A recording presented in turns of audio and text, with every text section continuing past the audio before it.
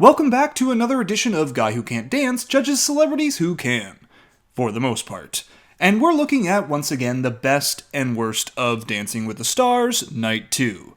A night that came at us with quite a few surprises. Kaitlyn Bristowe injured and might not dance, Carole Baskin on the chopping block, Tyra Banks smizing. The smize.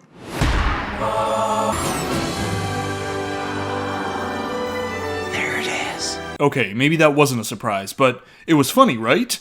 Right? Where's the guy who controls the crowd noises? And now we've seen all the dancers get a second stab at a dance routine, where some of the stars showed off some serious improvements from last week, and some, well, did not. So let's talk about the best and worst of the night, and since last week we started with the best of the night, we're going to flip it and talk about the worst, starting with Tyra Banks' screen time.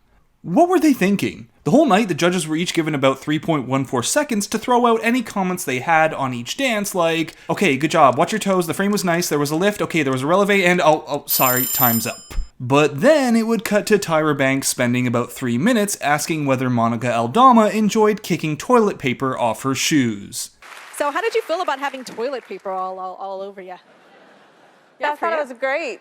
And at the end of the day, the live show still ended up going a minute overtime. Tom Bergeron would have never let this happen, just saying. Next on the worst of the night list, unfortunately, has to be Skai, who stumbled in her samba dance to Miss Independent.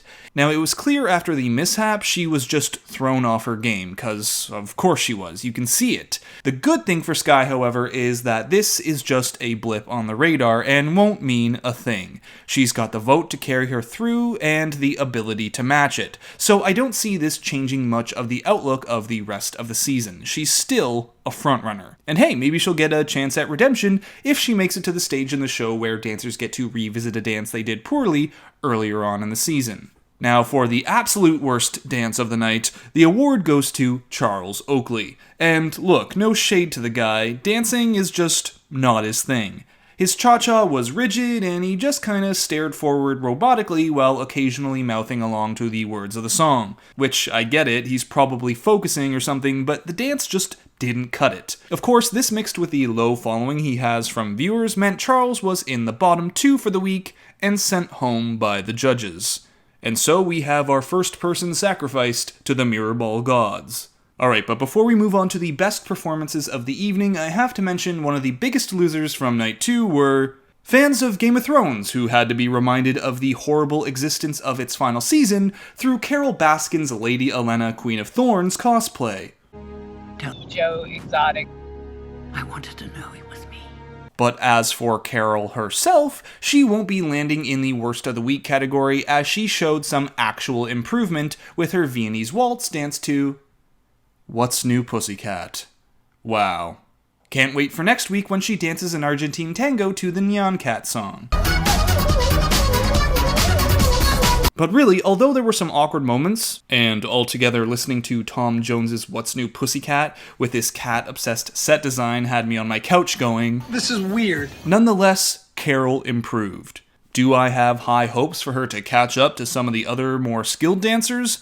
Not at all, but after a troubling night 1, she made up some ground. What is concerning is that Carole actually made it to the bottom 2. So perhaps she isn't a Sean Spicer repeat. Maybe because people here are only interested in watching how she does instead of trolling to keep her around. We'll see as the weeks go by. Because if she's not able to translate those online views into actual votes, she could be gone. As for this week, good on her for actually coming out with a decent dance. Not bad for a house cat. So let's now discuss the best of the week, and I'm going to limit myself to 3, starting with Nev. The dude's got ability, and maybe I'm still in a place where I had no expectations of him going into the show, and I'm pleasantly surprised, but whatever it is, he had one of the best dances of the night.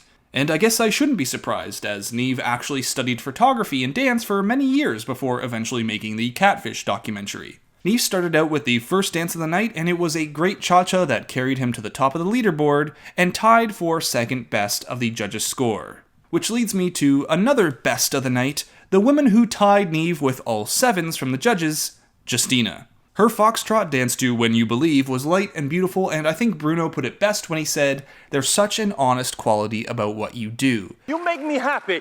There is such a honest quality about what you do. You dance from the heart. Because it's true. It's hard to pinpoint exactly why. Maybe it's because she seems to naturally just be having a fun time, but that honest quality makes the dance much more enjoyable to watch. I also want to pause here to mention good song choice. I have no clue why songs are picked that do not match the style of dance a team's doing, like Johnny's Tango to Poker Face. When you pick a song that doesn't complement the style of dance you're doing, you either have to A, alter the song to be more in the style, or B, absolutely nail the dance. Because when you have music that doesn't smoothly complement the style, I disconnect from the dance and need some time to adjust. And when that happens, any mistake or misstep in the performance gets amplified 1,000-fold, which is exactly what happened with Johnny, who got mediocre reviews from the judges despite being a strong performer. It's also why I was extra relieved to see that Justina then came out with a good song choice,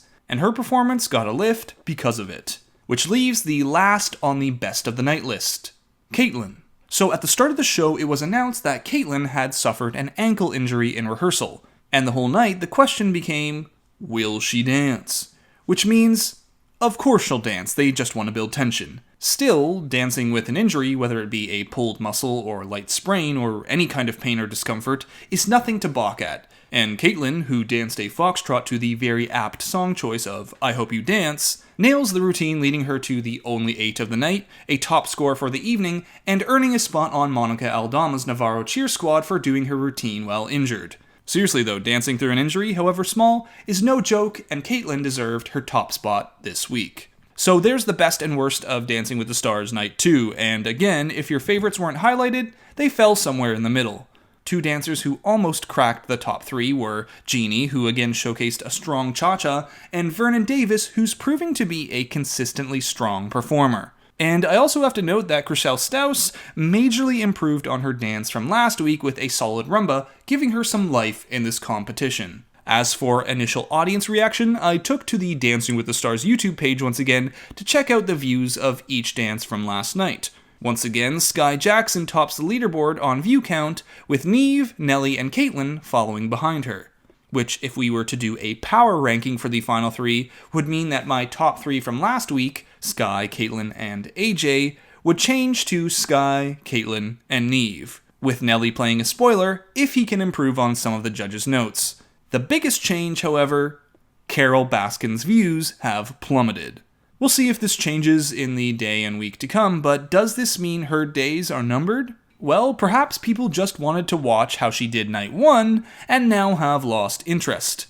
If that's the case, soon Carole's time on this show will just be a memory. So let's gather up a few more of the cats, and we'll try again, shall we?